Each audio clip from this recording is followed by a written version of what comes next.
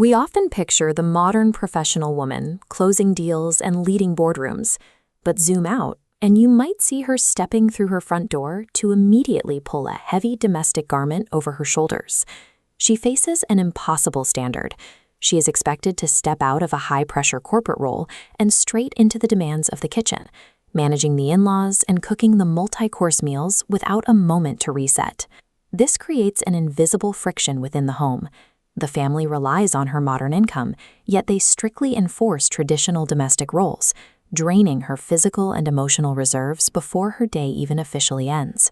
When traditional domestic expectations ignore the reality of a modern career, the domestic engine begins to seize.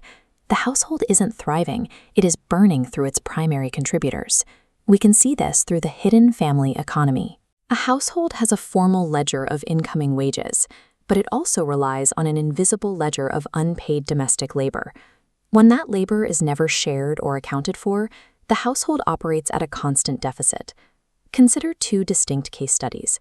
First, Sakshi, a corporate worker who faces a total depletion of her energy. Then Ria, a manager whose family trust is being used to mask a systematic siphoning of her earnings. These stories suggest a simple conclusion. A household will eventually fail if it refuses to acknowledge the limits of a woman's time or the true destination of her money. Sakshi's daily loop is exhausting. After 8 hours at the office, she returns home to the immediate requirement of producing fresh, traditional dinners. There is no transition period, only the start of her next job. This is a 24-hour time allocation bar chart. It illustrates the concept of the second shift. When formal labor ends, domestic labor begins. When these blocks are stacked, they leave only a tiny sliver of time for sleep and recovery. Physical biology has limits. As the domestic workload expands, it crushes the rest block to zero. This leads to the inevitable errors, the burnt rotis, the missing salt, and the eventual physical breakdown of the worker. The family often misinterprets this exhaustion. Instead of seeing a failure in the household schedule, they view Sakshi's fatigue as a personal failure or a lack of dedication to the family. When a person is forced to operate on zero recovery time, the system eventually fails. They lose the ability to perform even basic tasks correctly, leading to resentment and a loss of domestic order. This time poverty shows that human energy is a finite resource. If the household demands more than the body can provide, the home's basic operations will cease to function. While Sakshi loses time, Ria is losing capital. Ria is the breadwinner, while her sister-in-law, Nidhi, manages the daily household expenses. Nidhi uses the social dynamic of the household to her advantage. By appearing to be the busy, dedicated homemaker, she ensures that Ria feels it would be impolite to ask for receipts or question the budget. This pipeline tracks the household income. Nidhi inflates the cost of groceries and medicine, creating a hidden bypass pipe. A small portion goes to actual needs, while the majority is diverted into an unaccounted reservoir.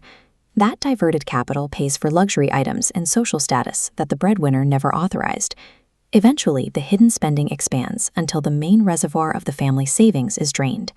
The social pressure to trust family members makes this theft difficult to see.